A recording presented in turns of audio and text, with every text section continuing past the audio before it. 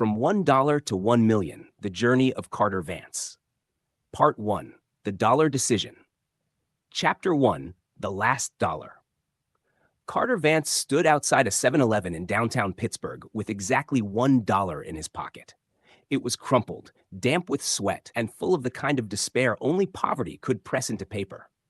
At 29, Carter wasn't just broke, he was broken. 3 years ago, he had a startup, a co-founder, an investor. Now he had a duffel bag, a pair of scuffed sneakers, and $1. He looked at the bill like it was a lifeline, or maybe a curse. $1, he muttered to himself. That's all the universe thinks I'm worth? He hadn't eaten in a day. The corner of the convenience store glowed with the warm, buttery light of hot dogs rotating on metal rollers. But Carter didn't move toward them. He had a decision to make. Food or future? It sounded dramatic, even ridiculous. But to Carter, this dollar was sacred. He could feed himself now, or invest in something that might feed him forever.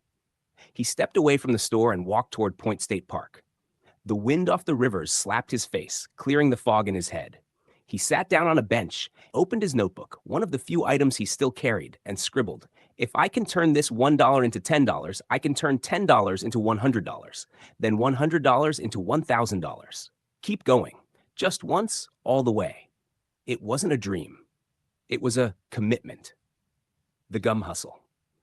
The next morning, Carter used his dollar to buy a small pack of chewing gum at a gas station, 4 sticks for 99 cents. He walked into a business district nearby, approached a woman outside a bank, and said with a smile, "I know this is weird, but would you be willing to buy this stick of gum for $1.50? I'm trying to build something from nothing." She laughed. "You're selling gum for more than it costs?" "Yes," Carter replied, "because you're not buying gum. You're investing in a story." She paused, then handed him $2. "Keep the change." That day, Carter walked 8 miles and made $12. By the third day, he had $34. People liked the hustle. They liked the story. By the end of week 1, he'd made $127. He stopped selling gum. He wanted to level up. Chapter 3, the street lessons. Carter spent the next week studying people in the street markets and small corner stores. He noticed what sold fast, what people ignored. He realized one thing: impulse buys ruled the streets. Small items with emotional appeal, keychains, handmade bracelets, funny stickers, moved quickly. He took his $127, went to a local flea market, and bought handmade wristbands from a small Indian American seller named Raj. He negotiated bulk pricing, 100 wristbands for $50. He kept the rest for permits and transportation. He sold them near the University of Pittsburgh, targeting students with signs that read, "Help a hustler become a millionaire. $3 wristbands. Your $3, my future." By the end of the weekend, he had $289, and the wristbands sold out. But the best part? A communications professor from Pitt saw Carter in action and asked if he'd speak to her students about entrepreneurship. "Wait," Carter laughed. "I'm not even successful yet." "Exactly," she said. "That's why it's valuable. You're in the middle of the fight." Chapter 4, no home, no excuses. Even as money trickled in, Carter was still homeless. He slept in 24-hour diners, sometimes in shelters. Other nights on the floor of the professor's guest room when she offered. He refused to settle. One evening, after making $58 from wristband sales and walking 12 miles, he sat on a bench, blistered and drained. A man in a Tesla pulled over and asked, "You okay, son?" Carter hesitated, then said, "I'm building $1 million business from $1. Long way to go." The man laughed. "That's one hell of a pitch." They spoke for 10 minutes. The man, Vincent Elms, was a real estate broker. He handed Carter his card. "Call me when you've hit 5 figures, Vincent said. "Maybe I'll have work for you." Carter kept that card like it was gold. Chapter 5, the first pivot. Carter noticed the profits from physical products were starting to plateau. Inventory, storage, mobility, it was slowing him down. He needed to pivot. One evening, he remembered how people loved his story. What if the story is the product? He thought. He recorded a short video, a selfie clip, raw and real. "Hey, I'm Carter, a broke dude in Pittsburgh trying to turn $1 into $1 million. No tricks, no scams, just hustle. I'm telling my journey on YouTube. Join me." He uploaded it. 2 days later, it had 1,200 views. One comment read, This is the realest thing I've seen online all year. Subscribed. That week, Carter made $362 selling wristbands and got his first YouTube ad revenue.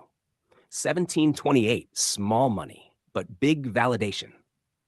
Chapter 6, First Viral Boost. 3 weeks in, a student journalist Nagin from the university interviewed Carter for her blog. She titled it, "The Dollar Hustler, One Man's Mission to Build an Empire from Spare Change." The article blew up. Local news picked it up. Then CNN tweeted it. Carter's YouTube channel gained 28,000 subscribers in 4 days. People started sending him money via Venmo, saying things like, "Here's $10. I believe in your grind. You inspired me to get off my couch. Take this $50. In 1 week, Carter made $3,412. He wasn't selling anything now. He was living the brand. And the brand was hope. To be continued in part 2. Would you like me to continue? Here is part 2 of 4 of the story. From $1 to 1 million, the journey of Carter Vance. Part 2, Scaling the Hustle. Word count. Chapter 7, The First Hire. Carter stood in front of a mirror at a secondhand clothing store. He adjusted the blazer, a little loose at the shoulders, but clean and professional. Chapter 7, The First Hire. Carter stood in front of a mirror at a secondhand clothing store. He adjusted the blazer, a little loose at the shoulders, but clean and professional. Cost $11.25. He needed it. Not for vanity, for credibility. His YouTube channel had passed 50,000 subscribers, and people were starting to ask, how can we help? Can we invest in your journey? Carter realized he couldn't do it alone anymore. He posted an open call, looking for a digital assistant to help with email, merch orders, and community messages. I can't pay much yet, but this is real. A 21-year-old named Devin White, a film student and part-time barista, replied. I'm in, Devin wrote. I want to ride this rocket with you. Carter offered him $200 a week and a percentage of future ad revenue.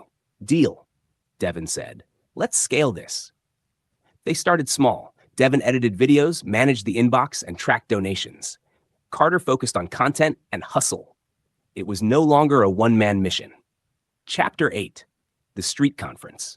Carter began hosting pop-up meetups, something between a TED Talk and a street hangout. He called it the Dollar Circle. In random parking lots, libraries, and parks, he gathered 10 to 30 people to share what they could build from $1. One guy made hot sauce from scratch and gave out free samples. A teenager sold hand-drawn comics for $2 a piece. A single mom offered 10-minute life fix sessions for $5. It wasn't just about Carter anymore. It was a movement. Videos from these gatherings started going viral. Comments poured in. This feels like the future of entrepreneurship. I'm doing my own dollar hustle now. Carter's building a real economy. By the end of month 3, Carter's YouTube revenue at $9,000 hit $820. Brand deals, another $4,600. Donations, over $7. He crossed the $25,000 mark. Still a long way to go, but now he was running, not crawling. Chapter 9, The Mentor Appears. One morning, Carter's phone buzzed. A DM from someone named Harper Lynn, a serial entrepreneur and angel investor based in Austin. Her message was short. Been following since the gum hustle. Fly out and meet me. My dime. Carter screenshot the message and posted it to his community. I don't know what's happening, but I'm not saying no. 3 days later, he was in Austin. Harper was blunt. You've got fire, kid, but fire without oxygen dies. You need systems. She offered free mentorship, no money, no contract, just wisdom. Lesson 1. Monetize the movement, not just your story. She helped Carter create a membership community with exclusive weekly behind-the-scenes videos, a branded course, the $1 hustle method, a print-on-demand apparel line with slogans like Built from Broke and $1 Gang. In 30 days, the course made $18,000. The merch? $12,500. Combined with ads, tips, and donations, Carter's total cash flow reached $71,200. Harper smiled. Now you're dangerous. Chapter 10, The Troll and the Truth. But the internet doesn't cheer forever. At 100,000 subscribers, Carter met his first major backlash. A viral tweet claimed, Carter is scamming the internet. No one turns $1 into $70K. Wake up, people. Some believed it. Donations slowed. Merch returns spiked. Carter didn't fight. Instead, he made a video titled, Is This All Fake? He showed receipts, timelines, screenshots. Devin filmed him visiting his original bench in Pittsburgh. I get it, Carter said in the video. Scams are everywhere, but this is sweat equity, every penny. And if you don't believe me, don't follow. I'm not here to beg, I'm here to build. The video got 1.4 million views. The top comment? Dude just gave the most honest 10 minutes of my life. Donations surged again. Criticism? Still there. But Carter had learned something vital. Authenticity beats algorithms. Chapter 11, The Big Ask. Carter had an idea. Risky, audacious, unfiltered. He called it the $1 Million live stream. It would be a 24-hour live broadcast. No gimmicks, no celebrities. Just Carter, raw and unscripted, building, selling, and storytelling. He spent a month prepping. Graphics, overlays, countdowns, donation meters. Devin built a custom landing page. They sent out press releases, DM'd influencers, set up a Shopify flash sale. The live stream began with a whisper. What's up, world? Day 112, $1 to 1 million. Today, we push the limit. He walked people through every product he ever sold, every sale he made. He brought on people he'd helped. He interviewed Harper Lynn live. He wept, he danced, he confessed. It was messy, but it was human. In 24 hours, Carter raised 42 Live 6 in live donations, 18 300s in course and merch sales, 2 800s in ad revenue. Total, $63,000 in one day. Now his lifetime total, 142, still far from $1 million. But people started whispering, he's really going to do it. Chapter 12, Mindset Millions.